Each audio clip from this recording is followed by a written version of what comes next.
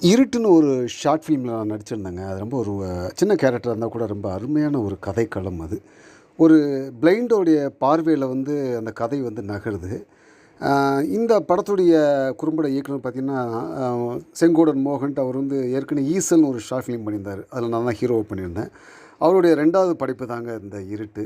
ரொம்ப ஒரு அருமையான எக்ஸ்பீரியன்ஸ். நைட் எஃபெக்ட்ல தான் இந்த ஷார்ட் ஃபிலிம் பண்ணாங்க. ஒரு நைட் எஃபெக்ட்ல வந்து ஒரு தீப்பந்தத்துடைய லைட் சோர்ஸ்லேயே தான் அங்க எல்லாருமே எடுத்தாங்க. அதுதான் இந்த படத்துடைய மிக சிறப்பே.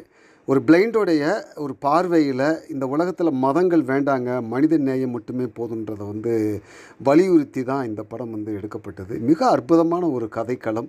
நல்ல ஒரு மெசேஜ் வந்து சொல்லியிருக்கிறாரு இயக்குனர் செங்கோடன் மோகன். அவர் வந்து தமிழ் சினிமாவுல வந்து எப்படின்னா, பஞ்சு மிட்டான்னு ஒரு திரைப்படத்த வந்து இயக்கியிருக்கிறாரு. மாகாபா விஜய் டிவில வர்றாரு இல்லைங்களா?